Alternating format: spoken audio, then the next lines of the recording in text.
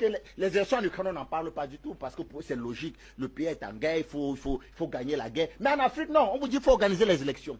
Voilà ce que l'AES, à travers son communiqué conjoint, reproche à la CEDEAO. Parce que la CEDEAO était complice de cela envers ces États.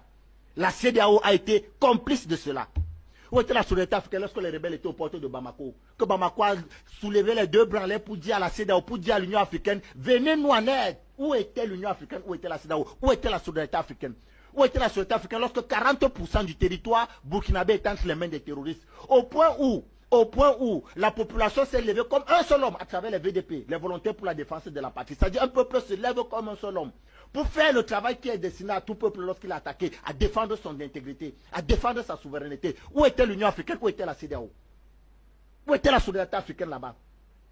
Où était la solidarité africaine? Lorsque tous ces pays-là broyaient du noir, aux yeux au-dessus de toutes ces personnes-là, où est-ce qu'ils étaient pour nous parler de solidarité africaine?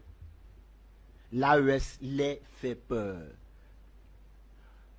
Je vous ai dit, je crois qu'on a fait des émissions ici où on a démontré très clairement que la CEDEAO c'est fini. C'est-à-dire que cette organisation régionale c'est fini, elle va imploser. Ses propres principes et valeurs qu'elle a passé le temps à mentir. En parlant de démocratie, on a l'habitude de le rappeler ici, même sur ce plateau. La démocratie n'existe nulle part. Même pas aux États-Unis, nulle part. La démocratie, c'est un système juridique institutionnel qui a été pensé, qui facilite ou qui permet à la minorité de devenir majoritaire face à la majorité qui devient minoritaire. Parce qu'à travers le gouvernement d'union mondiale qu'ils ont pensé, il est facile pour eux de contrôler les minorités. Il faudra mettre sur pied un système qui va les permettre à ce que la minorité qui est facilement contrôlable, qu'un candidat puisse émerger de cette minorité-là, de nature justement à l'imposer sur le reste de la majorité. C'est ça la démocratie. La démocratie, c'est un système qui légalise, qui légitime simplement le contrôle de la minorité sur la majorité. C'est-à-dire que la minorité devient majoritaire face à la majorité qui, elle, devient minoritaire. C'est ça que la CEDEAO a passé le temps à institutionnaliser, à légaliser, valable également pour l'Union africaine. L'AES a décidé qu'ils ne veulent pas être dictés par quelqu'un. Ils ne veulent pas que les décisions, ce qui concerne leur population, soient prises ou alors soient données par quelqu'un qui est assis dans un pays tiers. Vous comprenez un peu? C'est ça que l'AES a refusé. Ils ont décidé que tout ce qui concerne les populations dans le territoire de l'AES, les décisions seront prises sur le sol de l'AES, soit à Bamako, soit à Niamey, soit à Ouagadougou.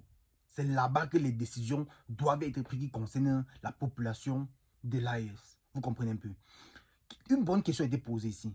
Où était vraiment l'Union africaine, la CEDEAO, quand les pays de l'AES étaient vraiment en crise? Ils étaient vraiment où? Au lieu d'essayer de combattre pour la patrie, ils ont plutôt décidé de dire, ok, encourageons les élections. On fait les élections dans un pays qui est en crise. Ça se fait dans quelle nation? Vous voyez que l'Occident vient nous imposer la façon dont on va vivre. Parce que regardez, même dans les pays européens, vous comprenez? Dans les pays européens, par exemple l'Ukraine, il y a la crise là-bas. Mais on n'a jamais entendu parler des élections. Mais on va venir imposer aux Africains parce que nous sommes les mouvements. Non. Camarades, abonnez-vous et partagez la vidéo.